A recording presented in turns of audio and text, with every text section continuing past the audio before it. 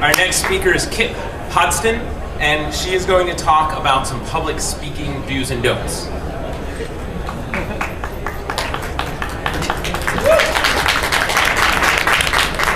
Last September, I went to Australia to give a talk on Drupal. On paper, it was the best talk ever.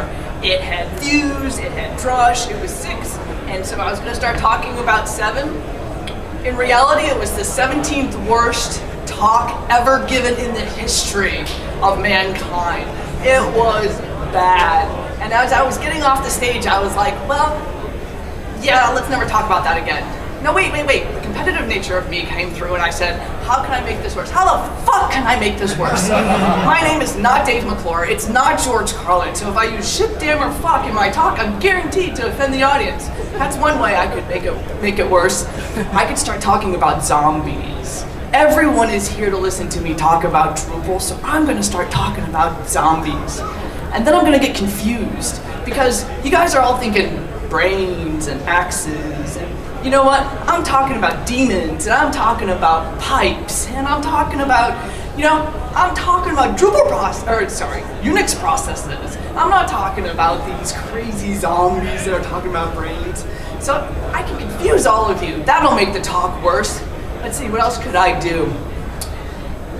I could have a slide.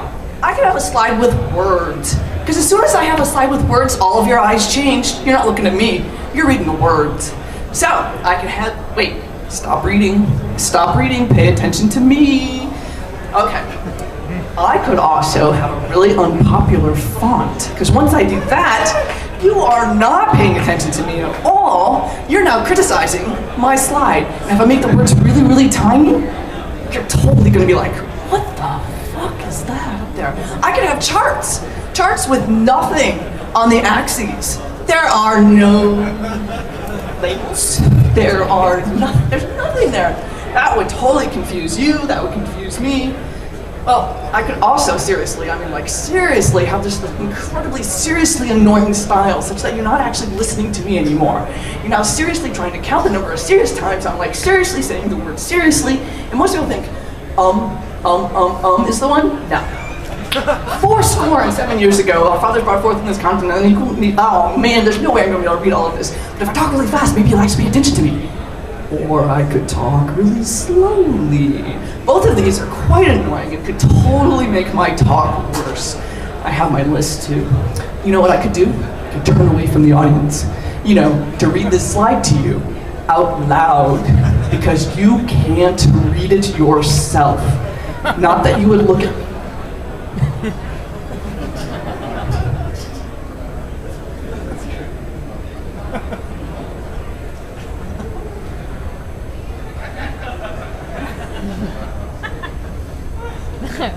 I could draw a blank, because if I draw a blank, then you'll all be like, wait, what is she doing? She's just standing there. In the 7th grade, I gave a book report where I did that for 2 minutes. It was really, really embarrassing, but it was a worse talk than ever that I had given before. You know what else I could do? Have you ever drawn a blank? Huh? Have any of you ever drawn a blank? Do you know how hard it is to stand in front of an audience for 15 seconds to do nothing? I could ask a rhetorical question and expect an answer. There's another thing I could do to make this talk even worse.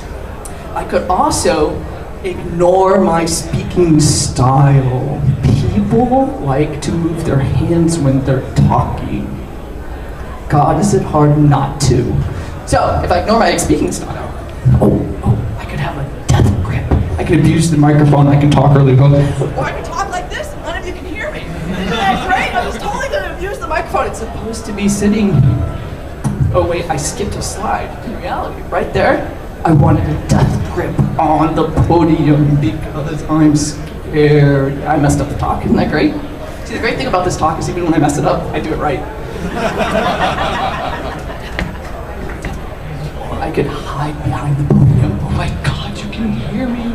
Of course, the best thing to do, not practice, not figure out what I'm actually gonna be doing, just come up here and wing it. Nah, I made these slides like 10 minutes before because, Oh God, if I practiced, I might actually know what I'm doing. Oh, the best thing I could do is run out of time. I haven't told you about falling off the stage. I haven't told you about admitting how nervous I could be. I'm just gonna run out of time. And after I've done all of these things, I managed to give you the 16th worst talk in the history of mankind.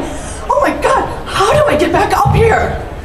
I give an Ignite talk, tell the entire world how badly I fucked up. Boom, back on the horse.